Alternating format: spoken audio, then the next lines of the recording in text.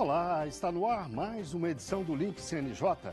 Aqui você acompanha assuntos da justiça que impactam o seu dia a dia em reportagens e conversas exclusivas com personalidades do mundo jurídico. E hoje vamos falar do uso de novas tecnologias em tribunais de todo o país. O próximo dia 10 de agosto é o dia do lançamento da plataforma digital do Poder Judiciário, mais um passo importante do programa Justiça 4.0, um dos 5 pilares da gestão do ministro Luiz Fux à frente do CNJ. O Justiça 4.0 completa 8 meses com balanço positivo. A iniciativa, uma parceria do CNJ com o Conselho da Justiça Federal e com o Programa das Nações Unidas para o Desenvolvimento, tem como um dos principais frutos a plataforma digital do Poder Judiciário. É a forma como o CNJ tentou resolver um grande problema do Poder Judiciário, que era a competição entre sistemas processuais eletrônicos públicos, para saber qual era o principal sistema e qual era o melhor sistema. Através dessa plataforma, todos esses sistemas de processos eletrônicos processuais públicos, eles não concorrem mais entre si. A ideia dela é ser uma plataforma colaborativa, construída em conjunto, em união com todos os segmentos do Poder Judiciário, inclusive com a própria sociedade civil. Então, a visão dela é se tornar um grande marketplace, onde você tenha serviços disponibilizados a todos os tribunais e, com isso, racionalizar não só recursos financeiros, mas, acima de tudo, humanos. E o balanço mais recente do CNJ mostra que o espírito colaborativo venceu resistências e se espalhou por tribunais de todo o país. Estamos muito felizes com a adesão ao Justiça 4.0. Inclusive, no dia 10 de agosto próximo, teremos a adesão do Superior Tribunal Militar, do Superior Tribunal de Justiça e do Conselho Superior da Justiça do Trabalho, abarcando aí toda a Justiça do Trabalho. Temos também toda a Justiça Federal já engajada, todos os 5 TRFs e mais o Conselho da Justiça Federal. E ainda temos inúmeros tribunais de justiça que já aderiram também ao nosso programa. E além da plataforma digital, o programa Justiça 4.0 reúne vários outros projetos, como o Juízo 100% Digital, que permite o acesso do cidadão à justiça por meio da tecnologia, sem precisar comparecer fisicamente aos fóruns. E também o balcão virtual, que dispensa o atendimento presencial e possibilita que usuários acompanhem procedimentos no CNJ pela internet. A transformação digital do Poder Judiciário não se resume a transformar papel em arquivo digital. Está muito além disso, está muito acima disso. Isso passa por automação, por recursos de Big Data, de Data Analytics. E a gente tem um grande programa no Conselho Nacional de Justiça, que é o Synapse, que é a grande plataforma de inteligência artificial, que será hiperdimensionada e amplificada dentro do contexto do programa Justiça 4.0. A pandemia, que tanto mal fez e continua a fazer, tornou a tecnologia ainda mais importante. E a Justiça soube aproveitar a oportunidade. Não poderíamos ficar parados, sendo que a nossa propositura é a virtualização e a digitalização de todo o processo, não é? Então, nós conseguimos avançar com um trabalho remoto por todo o Brasil, com o apoio dessa parceria internacional junto ao PNUD, que nos tem fornecido mão de obra especializada para que a gente consiga tanto a contratação de pessoas físicas, jurídicas, para o desenvolvimento de todos esses programas. Os resultados do uso maciço da tecnologia são facilmente dimensionados em todos os aspectos. Eu ganho eficiência, eu ganho celeridade, eu ganho racionalização de serviços públicos, eu passo a entender que modernizar o Poder Judiciário não é apenas construir novos prédios ou contratar novos servidores, mas é, acima de tudo, investir em tecnologia, fazer uma reengenharia. Ganha o Poder Judiciário, ganha o cidadão e, com isso, todos nós ganhamos. E vamos aprofundar o assunto. Eu converso agora online com Daniel Marques, diretor executivo da Associação Brasileira de Lawtechs e Legaltechs e doutorando em Direito. E também com Juliana Loss, coordenadora executiva do Centro de Inovação, Administração e Pesquisa do Judiciário da Fundação Getúlio Vargas. Muito obrigado aos dois pela participação no programa. Eu começo com uma pergunta para a Juliana. Afinal, qual a importância do judiciário se digitalizar, se informatizar, adotar novas tecnologias?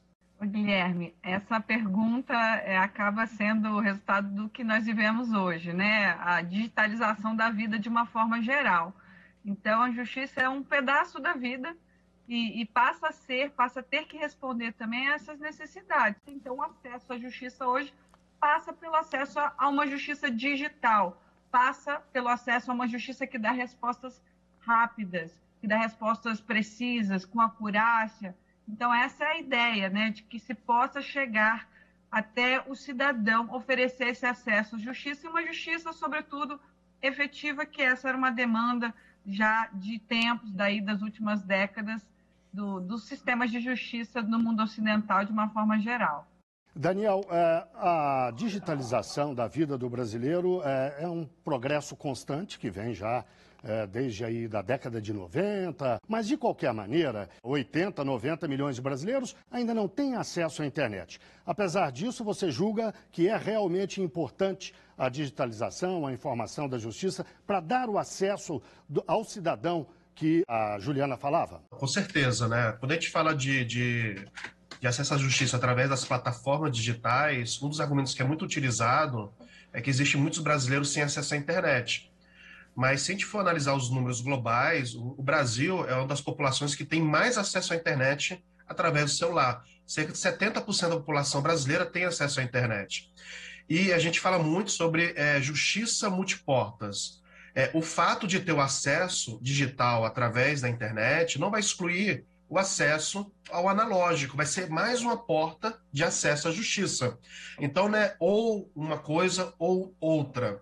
E um outro detalhe também, né, durante a pandemia, a justiça nunca avançou tanto.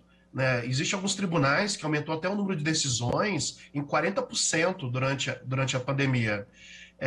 E quando você pensa das pessoas que são mais periféricas, afastadas, né, dos centros urbanos, às vezes é muito mais barato eles acessarem através de um celular do que simplesmente se locomover até o lugar físico. Então, é um falso dilema que se cria quando se fala no acesso através das plataformas tecnológicas.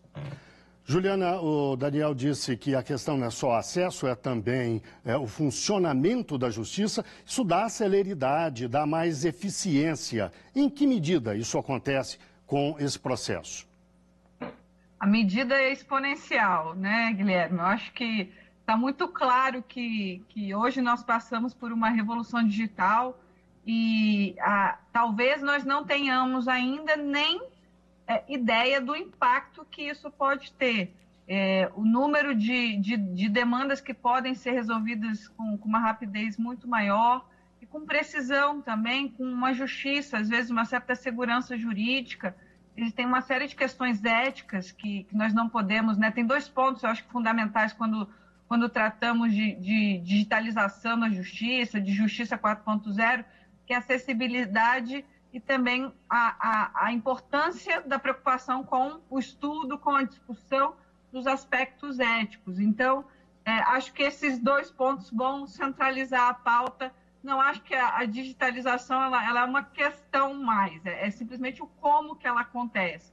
Né? Eu acho que esses dois pontos da pauta são fundamentais. Que é mais célere, que é mais efetivo, eu não tenho a mínima dúvida. O que o Daniel trouxe é fundamental.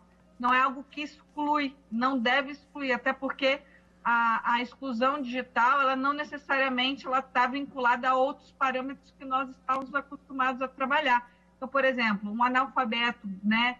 Ou alguém que não tenha, ou às vezes uma pessoa muito culta, muito estudada, mas que tem uma idade já avançada e por isso não tem habilidade com a tecnologia. Então, é um estudo completamente novo, uma percepção completamente nova. Não há dúvida que é mais efetivo, que é mais célere, que é fundamental e que não tem passo atrás, não tem volta. Não é uma pergunta se, né? Uma pergunta como nós vamos fazer, e essa preocupação com essas questões aí, sobretudo de acessibilidade e de aspectos éticos, que isso sim o mundo inteiro vai se debater durante um bom tempo com essas questões.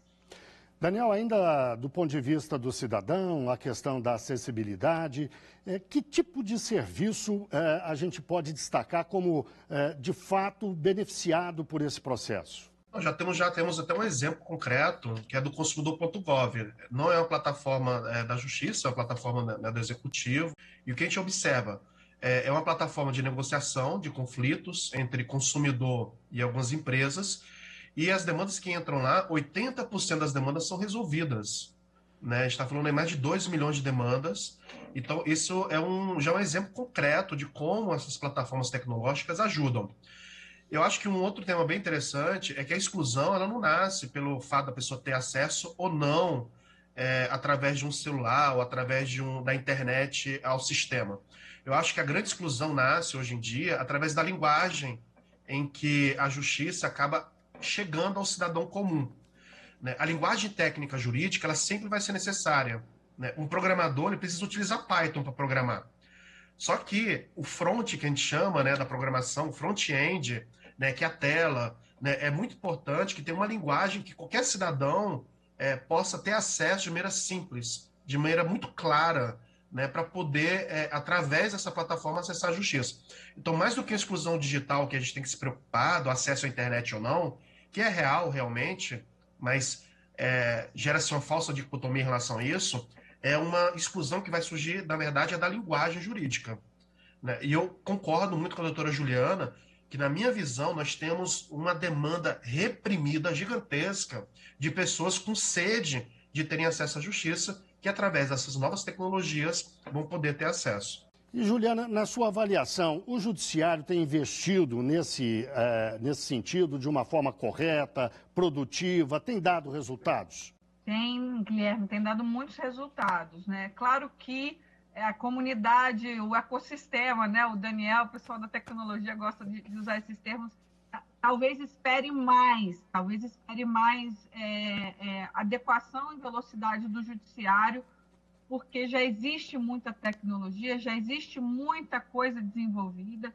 Então, eu acho que estamos passando, sobretudo na gestão do ministro Fux, agora, isso já tinha sido muito bem encaminhado na gestão anterior, e agora parece que estamos, de alguma forma, organizando. Não sei se o Daniel pensa da mesma forma, mas organizando o que existe, organizando como nós vamos dar esses passos. Eu acho que, inclusive, as iniciativas do CNJ, nesse sentido, são importantes, porque elas vão permitir uma colaboração entre os tribunais, ou seja, tem muita coisa desenvolvida em alguns tribunais que nós nem imaginamos, né?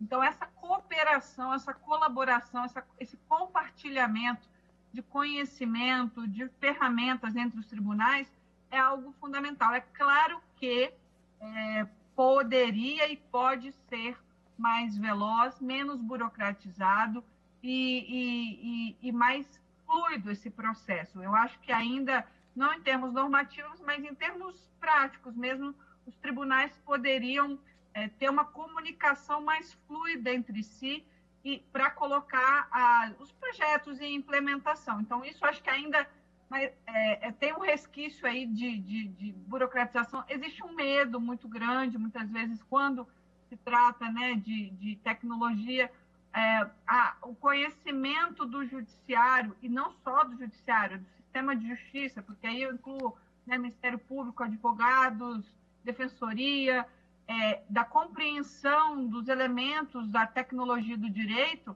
são ainda muito mais devagar do que a própria evolução da tecnologia, do que a evolução das coisas dentro do sistema. Então, acho que é preciso a busca do conhecimento tanto desses atores, como também eu acredito que essa é uma demanda que eu entendo que já há tempos, né, do judiciário brasileiro, não só do judiciário brasileiro, mas de um conhecimento de gestão de projetos, de preocupação com resultados, né, e não necessariamente só resultado entender como sentença. Essa ideia do tribunal multiportas, essa perspectiva de que é preciso oferecer uma resposta rápida, efetiva e justa para o cidadão, não necessariamente vai passar aí por uma sentença, pode ser também por outras vias. Então, esse tratamento aí, eu acredito que poderia ser um pouco mais ágil, mas eu acredito que em termos de norma hoje nós temos esse momento de organização, de interação, de compreensão das coisas, do que temos e do que podemos ter em conjunto, o que é fundamental para a evolução. Daniel, gostaria de ouvir a sua avaliação sobre esses investimentos do Judiciário e do sistema de justiça como um todo, como disse a Juliana, na digitalização, na informatização. O caminho tem sido correto? Com certeza, o caminho tem sido correto. O CNJ é um exemplo de inovação em tecnologia, né? O ministro Fux, ele veio com uma agenda tecnológica e digital muito forte. A gente tem que ter em conta que o Brasil é um país muito complexo, com dimensões continentais. A gente está falando aí de 77 milhões de processos, né? Nós temos aí 2% do nosso PIB gasto aproximadamente 2% do nosso PIB é gasto com litígios, né? Que é um volume muito alto. Quando a gente olha para os países da OCDE, a média dos países da OCDE é de 0,4%, 0,5% do PIB. Né? E aí não tem como resolver esses problemas que são dimensões continentais sem ter uma mentalidade que a gente chama muito do mundo da tecnologia, a mentalidade 4.0, que advém da quarta revolução industrial, né? Mentalidade de colaboração, de abertura, de horizontalidade nas decisões, né? De velocidade na hora de resolver os problemas, de foco no cliente, né? E no cidadão, e não tanto no processo em si. Também é necessário, como a doutora Juliana falou, uma gestão que a gente chama de gestão 4.0, com metodologia ágil, legal design, Kanban, né, que possa permitir com que essa teoria da cultura 4.0 realmente leve à prática no dia a dia. Né? E depois também é necessário tecnologias 4.0. E aí, quando eu falo de tecnologia 4.0, no CNJ nós já temos a solução. Há muitos anos atrás foi editado o MNI, que até hoje não realmente entrou em 100% de operação. Né? O MNI é a possibilidade de você criar APIs, né, em que sistemas operacionais diferentes possam se comunicar e, como a doutora Juliana, fluir os dados entre o tribunal e o outro. O que nós temos hoje em dia são 91 tribunais. Alguns desses tribunais têm, às vezes, 3, 4 sistemas diferentes rodando e que não se comunicam entre si. Né? Então, a API, e foi uma recomendação do Fux, uma das primeiras recomendações que ele tomou quando tomou posse no ano passado, que foi justamente motivando os tribunais à criação dessas APIs. Então, temos as APIs, e outra coisa também é a colaboração com a iniciativa privada. Né? Um dos pontos do PDPJ, que eu acho um projeto maravilhoso, incrível, né, que você oferecer e conectar soluções através de microserviços, né, é algo assim realmente revolucionário, é que ele limita essa conexão a apenas produtos e serviços criados pelos próprios tribunais. Né? Enquanto que na iniciativa privada existem centenas, são mais de 300 empresas que também já têm produtos e serviços que poderiam estar se plugando. Né? Então, espero que bem breve a gente possa estar, de repente, abrindo também essa possibilidade da iniciativa privada estar conectando. Atualmente é possível, só que a título não oneroso, né? E a título de pesquisa. Mas espero que tenham futuramente, né, possivelmente, uma mudança em relação a isso. Mas, sem dúvida, o CNJ e a Justiça no Brasil têm avançado muito. E é um exemplo em relação à tecnologia e inovação. Juliana, nem o Pentágono está livre de problemas quando o assunto é segurança. Na sua avaliação, o Judiciário tem investido suficientemente nisso? É uma questão de vigilância constante, né, e de investimento. Eu acredito que possa investir mais. E quando a gente fala investir mais, não necessariamente é mais recurso também, tá? Eu acho que é investir tempo, investir foco, dar prioridade nisso na gestão dos tribunais. Já tem sido feito. Eu acredito que no último ano nós tivemos alguns episódios marcantes nesse sentido. De qualquer forma, é completamente compreensível, né, Guilherme? Você disse, olha, ninguém está isento. De fato, ninguém está isento. Até porque a coisa evolui tão rápido que as instituições, muitas vezes, elas não conseguem acompanhar essa evolução. Então, muitas vezes é depois de uma situação que você vai conseguir, de fato, se preparar, se proteger adequadamente. Agora, muita coisa pode ser antecipada e é preciso conhecer os seus sistemas, conhecer as suas fragilidades. Eu acho que isso já é um grande ponto para termos uma segurança maior, né? Quando eu me conheço, e aí eu estou falando de sistema, de tribunal, eu tenho uma noção do que pode ser melhor protegido, eu tenho uma noção daquilo que eu preciso dar prioridade, eu tenho uma noção daquilo que pode acontecer, inclusive para poder preparar uma gestão de crise rápida, porque muitas vezes não é só o prevenir, é também você estar preparado para responder corretamente, adequadamente e com tranquilidade a um momento de ataque. Então, esse é importante, né? É o tempo de resposta, a qualidade de resposta, o nível de prevenção máximo, né, que nós pudermos ter, mas, sobretudo, isso, também conhecer o que é que eu tenho ali dentro daquele sistema que pode estar mais fragilizado e saber disso. Acho que é um grande passo para nós, acho que estamos caminhando bem nesse sentido, mas nós temos que pensar que, de fato, o Brasil é um país que tem uma riqueza de dados da justiça que provavelmente nenhum outro tem. Eu agradeço mais uma vez a participação de Juliana Loss, coordenadora executiva do Centro de Inovação, Administração e Pesquisa do Judiciário da Fundação Getúlio Vargas. Agradeço também ao Daniel Marques, diretor executivo da Associação Brasileira de Lawtechs e Legaltechs e doutorando em Direito na UERJ, a Universidade Estadual do Rio de Janeiro. Agora o Link CNJ dá notícias da Justiça com um giro pelos estados e pelos tribunais do país. A sessão do Conselho Nacional de Justiça, do dia 3 de agosto, aprovou a criação do Núcleo de Mediação e Conciliação do próprio CNJ. O objetivo é buscar soluções consensuais para os processos que tramitam no órgão. Até processos internos que envolvem servidores e setores administrativos poderão ser conciliados no novo NUMEC. E a sessão do dia 3 também aprovou a instituição do Sistema de Integridade do Poder Judiciário. Nesse caso, o objetivo é dar balizas para modernizar a governança dos órgãos do Judiciário e preparar os tribunais para detectar, prevenir e punir fraudes, além de outros tipos de irregularidades. Também no plenário do CNJ, o ministro Luiz Fux lançou a Ação Nacional de Biometria e Documentação para Pessoas Presas. A iniciativa, articulada com mais de 150 instituições, criou uma estrutura nacional permanente para a identificação civil de pessoas presas por meio de biometria. Até setembro, serão distribuídos 5.400 equipamentos biométricos às 27 unidades da federação. Também haverá integração inédita dos dados coletados em um banco nacional mantido pelo TSE. 80% das pessoas presas não têm documentos, e isso dificulta o acesso a serviços e a retomada da vida em sociedade após o cumprimento da pena.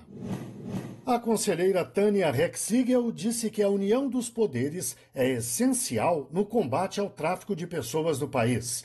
Ela participou da solenidade que lembrou o Dia Mundial e Nacional de Enfrentamento a esse crime. O Conselho Nacional de Justiça, o Escritório das Nações Unidas sobre Drogas e Crimes e o Ministério da Justiça e Segurança Pública mantêm um acordo de cooperação técnica para esse trabalho.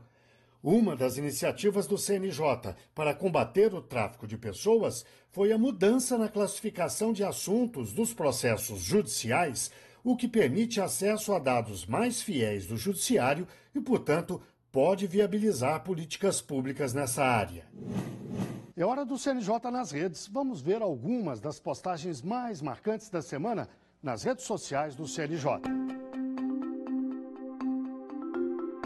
Olá, pessoal! Começamos o CNJ nas redes com uma boa notícia. A campanha Sinal Vermelho contra a Violência Doméstica agora é uma política nacional.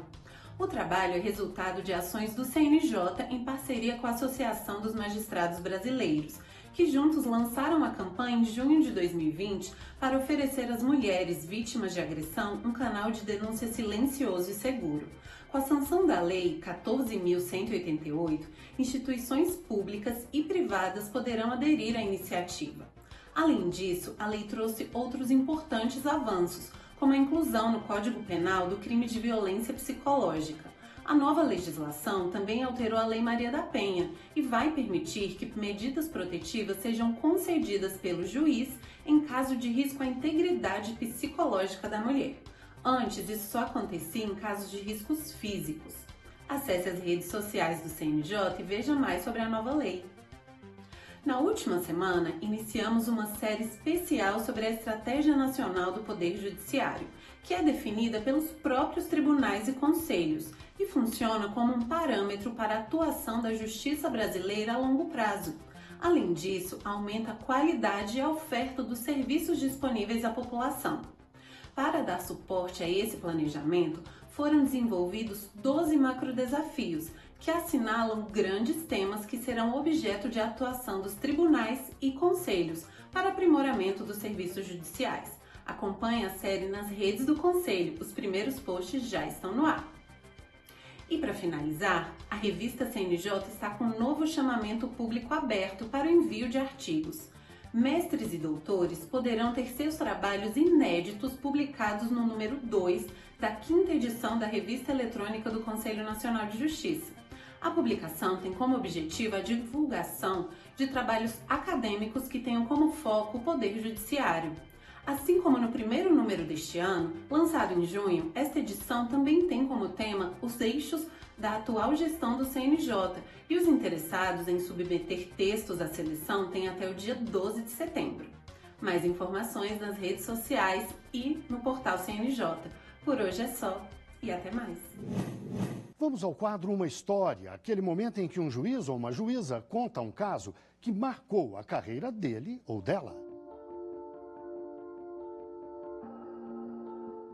Além de juiz de direito, aqui no Tribunal de Justiça do Amazonas, eu colaboro no meu tribunal há quase mais de duas décadas, com a área de tecnologia, que é uma área que me encanta e sempre foi um hobby meu, e eu procurei aplicar isso na minha atividade, né? O tribunal, a meu ver, ao longo de todos esses anos, fez um excelente trabalho sobre investir os seus recursos de forma adequada, de maneira que a gente chegou ali no nível de informatização total por volta de 2010. E veja que isso foi um grande desafio. Informatizar todo o estado do Amazonas realmente é um desafio diante da própria cenário que nós temos aqui, né? Conseguimos informatizar, tornar o tribunal 100% digital, tanto na área administrativa quanto na área judicial. E em meados de 2017, se não me foge a memória, o tribunal, em razão disso, pôde implementar, e foi um dos primeiros a implementar a questão do teletrabalho, já naquela época. De uma forma muito incipiente, mas nós começamos ali um projeto piloto. E eu me recordo de um caso que foi assim, muito marcante, uma coisa que me tocou bastante na época. Nós tínhamos um funcionário que há pouco tinha ingressado, ele era paraplégico, da área administrativa. Me chegou a notícia disso e eu fiz questão de inseri-lo no início do projeto de teletrabalho. Isso foi assim um renascimento para aquele funcionário que praticamente, isso ele me confidenciou, estava prestes a deixar o tribunal, em razão das suas limitações. Ele não conseguia realmente desempenhar, né? Não tinha condições de chegar ao tribunal. E quando o colocamos no teletrabalho, isso foi uma virada de jogo, digamos assim, né? Então, aquele funcionário passou a desempenhar as suas atividades remotamente, graças a todo o nosso processo de informatização, e ainda hoje está aí desempenhando as suas funções de maneira muito eficaz, né? E o exemplo dele foi fundamental, me tocou bastante, porque era um funcionário, repito, que estava prestes a pedir a exoneração do cargo, né? E com o emprego da tecnologia que nós trouxemos ao tribunal, foi possível resgatá-lo. Bem, chegamos ao fim de mais um Link CNJ. Muito obrigado a você que esteve com a gente até agora e até o próximo programa.